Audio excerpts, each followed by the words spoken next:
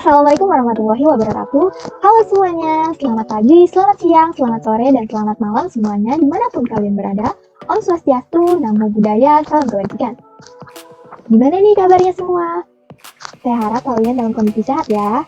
Pada kesempatan kali ini, mohon izinkan saya, Ika Devin Yansari, mahasiswa Teknik Industri Fakultas Teknik Universitas Mercu Buana, untuk menyampaikan presentasi sebagai pemenuhan tugas besar 2 saya dalam mata kuliah Bahasa Indonesia. Mohon izin Ibu Elvira Junisa MPD selaku dosen pengampu dalam mata kuliah ini. Oke, mari kita mulai saja.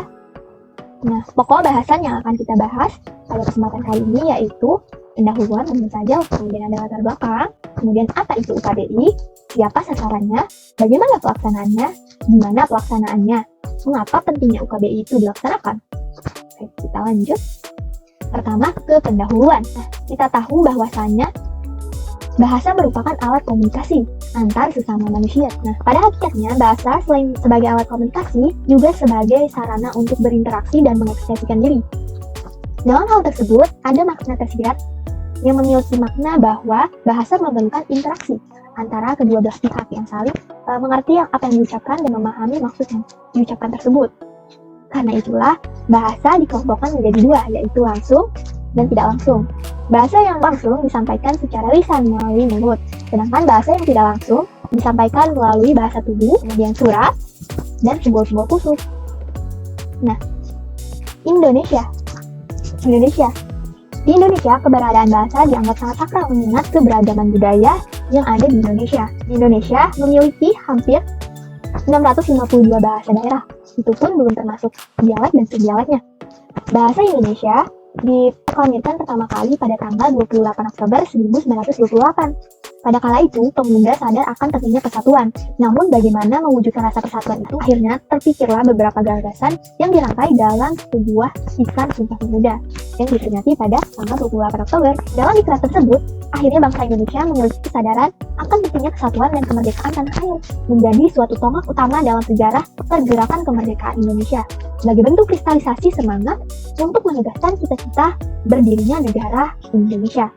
Bahasa Indonesia lahir dan berkembang dari bahasa Melayu dan bahasa asing. Di era kolonialisme, banyak bangsa asing yang melakukan perdagangan di kawasan Asia Tenggara, khususnya di Nusantara.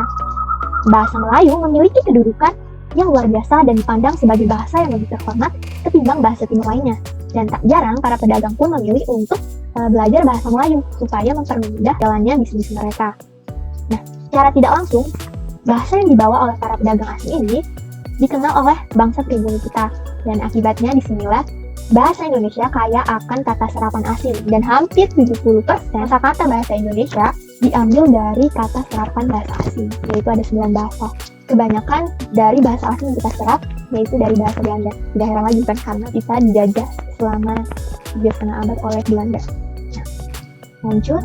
Di sini bahasa adalah jiwa bangsa. Seperti yang saya sebutkan sebelumnya, kosakata dalam bahasa Indonesia kebanyakan tersusun dari bahasa asing kan? Dan bahasa daerah dari suku bangsa di Indonesia yang kaya ini dan beragam, hanya ada sebagian kecil saja yang diserap menjadi bahasa Indonesia. Tentu kita tidak mau jiwa kita hilang. Kita tidak bisa membiarkan jiwa kita direnggut kan? Dan kita tidak mau lagi bahasa asing itu memenuhi kosakata bahasa Indonesia kita kan? Maka dari itu, menjadi tugas kita sebagai rakyat Indonesia untuk menjaga dan melestarikan bahasa Indonesia yang sudah diperjuangkan oleh para tokoh terdahulu. Kalau bisa, justru kita mengajukan kata-kata serapan bahasa daerah ini menjadi kosakata bahasa Indonesia yang baru untuk memperkaya kosakata bahasa Indonesia yang telah ada sekarang ini. Pada masa kini, dengan era globalisasi yang kian pesat, banyak budaya asing yang masuk dan orang-orang asing yang keluar masuk ke Indonesia. Hal inilah yang perlu diwaspadai, terutama pengaruhnya pada penggunaan bahasa Indonesia yang baik dan benar. Seperti halnya pada era kolonialisme dahulu, bangsa asing keluar masuk ke Indonesia, ke Nusantara, ke kawasan Asia Tenggara untuk berdagang. Kalau sekarang untuk berwisata. Karena tidak dapat dipungkiri bahwa pesona alam Indonesia membawa begitu banyak wisatawan asing untuk singgah. Namun ada dampak negatif arus global ini, yaitu bahasa daerah masing-masing para wisatawan ini dibawa ke Indonesia, karena mereka ke Indonesia belum tentu belajar bahasa Indonesia dan belum tentu paham bahasa kita, bahasa Indonesia. Nah, belum lagi penggunaan atau pengangkatan bahasa Inggris sebagai bahasa global. Dan kita tahu bahwasanya bahasa Inggris merupakan kata serapan terbanyak setelah bahasa Belanda yang kita gunakan sebagai kosakata bahasa Indonesia sekarang ini. Dan pada akhirnya, penggunaan bahasa Indonesia semakin tergerus karena pengaruh dari bahasa global ini. Memang tidak salah sih jika terbuka akan penggunaan bahasa global. Memang kita hanya punya dua pilihan jika bangsa asing masuk, yaitu kita harus mempelajari bahasa mereka atau mereka yang mempelajari bahasa kita.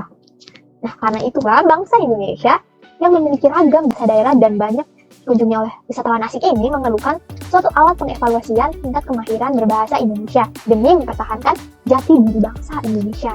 Dan UKBI inilah hadir sebagai salah satu alat pencegah tergerusnya penggunaan bahasa Indonesia itu sendiri. Nah, apa itu UKBI? UKBI merupakan kepanjangan dari Uji Kemahiran Berbahasa Indonesia. Dilansir dari situs resmi ukbi.kemendikbud.go.id, Uji Kemahiran Berbahasa Indonesia yang akrab disingkat UKBI atau UKBI adalah sarana uji untuk mengukur kemahiran seseorang dalam berbahasa Indonesia secara lisan maupun tulisan. Sebagai negara yang memiliki bahasa modern yang multifungsi dan memiliki jumlah penutur yang banyak, bangsa Indonesia memang harus memiliki sarana evaluasi mutu penggunaan bahasa Indonesia yang baik dan benar. Dan demi meminimalisir pengaruh era global yang tadi saya sebutkan, yang dimana seolah-olah tidak ada batas lagi antar negara, Badan Pengembang dan Pembinaan Bahasa Kementerian Pendidikan dan Kebudayaan atau Kemendikbud mengembangkan Uji Kemahiran Berbahasa Indonesia (UKBI) ini sebagai bentuk penjagaan eksistensi penggunaan bahasa Indonesia agar tetap eksis dan kokoh di tengah-tengah budaya-budaya dunia masuk ke Indonesia. UKBI dikembangkan oleh Pusat Bahasa Departemen Pendidikan Nasional atau yang kita kenal sebagai Badan Pengembangan dan Pembinaan Bahasa sekarang ini, yaitu sejak tahun 1990-an sebagai bentuk implementasi hasil dari Kongres Bahasa Indonesia ketiga, keempat, dan kelima. Oleh karena itu, Pusat Bahasa mulai menyusun dan membakukan sebuah instrumen evaluasi bahasa Indonesia. Pada awal tahun 1990-an, instrumen evaluasi itu diwujudkan dan kemudian dinamai Uji Kemahiran Berbahasa Indonesia, yaitu UKBI. Hingga 10 tahun pelaksanaannya, UKBI didukung beberapa peraturan, diantaranya yaitu Permendikbud nomor 70 tahun 2016, yaitu tentang standar kemahiran berbahasa Indonesia. Kemudian ada Undang-Undang nomor 24 tahun 2009, yaitu tentang bendera, bahasa, dan lambang negara, serta lagu kebangsaan. Kemudian Peraturan Pemerintah nomor 57 tahun 2014, yaitu tentang pengembangan, pembinaan, dan perlindungan bahasa dan sastra, serta peningkatan fungsi bahasa Indonesia. Nah, sasaran UKBI atau UKB terbagi menjadi dua, yaitu penutur asli dan penutur asing. Nah, penutur asli itu sendiri adalah seluruh rakyat Indonesia dan terkhususnya para pegawai negeri sipil, kalangan profesional karena membutuhkan persyaratan pendamping sertifikasi profesi atau syarat kelulusan. Kemudian penutur asing, yaitu warga negara asing atau WNA yang kita sebut WNA, mereka memiliki kepentingan untuk berada atau tinggal di Indonesia, entah dia belajar atau bekerja di Indonesia. Kemudian ada warga negara asing yang akan menjadi WNI, yaitu berpindah ke warga negaraan menjadi warga negara Indonesia. Berikut sistem pelaksanaan UKBI, yaitu ada 6 tahap di sini, dilansir dari website resmi UKBI. Nah, yang pertama ada pendaftaran. Dalam pendaftaran tersebut, kalian harus mendaftarkan akun kalian, kemudian pengisian data. Nah, yang kedua adalah tahap verifikasi data kalian. Kemudian yang ketiga ada penjadwalan. Penjadwalan ini kalian memilih tanggal sesuai keinginan kalian. Kemudian konfirmasi dari pihak pelaksana. Lalu yang kelima, pelaksanaan ujian. Nah, yang keenam, kalian menunggu sertifikasi kalian jadi. Nah, pelaksanaan UKBI ini ada yang berbasis kertas, berbasis jaringan komputer, dan berbasis jaringan internet. UKBI ini sendiri terdiri atas 5 seksi, yaitu sesi 1 yaitu mendengarkan, sesi 2 yaitu merespon kaidah, sesi 3 yaitu membaca, dan soalnya dalam bentuk soal pilihan ganda. Kemudian seksi keempat, menulis. Nah, menulis ini kalian mempresentasikan untuk presentasi tulisan.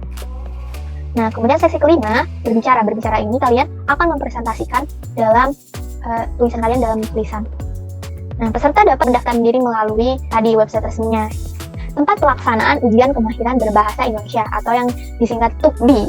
Tempat pelaksanaan ini ada di dalam dan maupun di luar negeri. Nah, di dalam negeri ini ada balai bahasa setempat. Kemudian instansi, universitas, atau sekolah dan lembaga lainnya yang memiliki kontak kerjasama dengan Badan Pengembang dan Pembinaan Bahasa untuk mengadakan UKBI ini. Nah, kemudian yang di luar negeri, dikhususkan untuk para WNA dan WNI yang ada di luar negeri yang membutuhkan ujian kemahiran berbahasa Indonesia. Nah, mereka dapat melaksanakannya di kantor Kedutaan Besar Republik Indonesia. Nah, kenapa sih UKBI itu penting? Kita tahu bahwa tadi UKBI itu menjadi salah satu bentuk alat pengukur untuk pengevaluasian para penutur bahasa Indonesia, dan UKBI itu menguji kemahiran seseorang dalam memahami dengaran atau bacaan serta kemahiran seseorang untuk menulis dan berbicara. Selain itu, UKBI juga menguji pemahaman seseorang dalam penerapan kaidah kebahasaan Indonesia. Nah, tes UKBI ini penting karena menurut pendapat seorang ahli, tes bahasa menempati peran penting dalam masyarakat kontemporer sebagai pengontrol akses ke pengaturan pendidikan dan ke pengaturan kerja, juga sebagai pengontrol arus imigran untuk menentukan hak atas tempat tinggal dan kewarganegaraannya. Nah, itu mengapa pentingnya UKBI ini dilaksanakan. Kemudian, pembuatan kebijakan di bidang bahasa seperti peraturan-peraturan pendukung UKBI ini diharapkan masyarakat dapat merasakan manfaatnya, yaitu terutama dalam peningkatan sikap positif terhadap penggunaan bahasa Indonesia setelah seseorang mengetahui profil hasil tes bahasa mereka demi mempertahankan jati diri bangsa Indonesia. Nah, itu paling intinya itu untuk mempertahankan jati diri bangsa kita. Berikut daftar pustaka yang saya gunakan. Uji kemahiran berbahasa Indonesia ini diharapkan dapat menjadi instrumen penerimaan pegawai dan syarat bagi orang asing yang ingin belajar dan bekerja di Indonesia, seperti halnya TOEFL dalam bahasa Inggris. Nah, saran dari saya, dari hasil pembahasan yang telah saya jabarkan tadi, perlu banyak pengulikan lebih lanjut supaya informasi yang disajikan lebih banyak dan lebih luas dan lebih terbarukan lagi. Dan beberapa poin yang mungkin wajib dibahas pada pembahasan selanjutnya, yaitu mengenai perkembangan UKBI ini, permasalahan yang muncul akibat kebijakan UKBI, apakah banyak positifnya atau justru banyak negatifnya. Kemudian, seberapa kenal masyarakat kepada UKBI ini, apakah sudah banyak masyarakat yang melakukan uji kemahiran berbahasa Indonesia, dan bagaimana tanggapan masyarakat tentang adanya UKBI ini, dan bagaimana sosialisasi UKBI di masyarakat juga perlu dibahas, karena terkadang pemerintah membuat suatu kebijakan tapi tidak disampaikan secara meluas. Padahal kebijakan tersebut sasaran utamanya adalah masyarakat dan atau rakyat Indonesia itu sendiri. Sekian presentasi dari saya, penyampaian informasi dari saya mengenai UKBI atau uji kemahiran berbahasa Indonesia ini. Kurang lebihnya mohon dimaafkan. Assalamualaikum warahmatullahi wabarakatuh.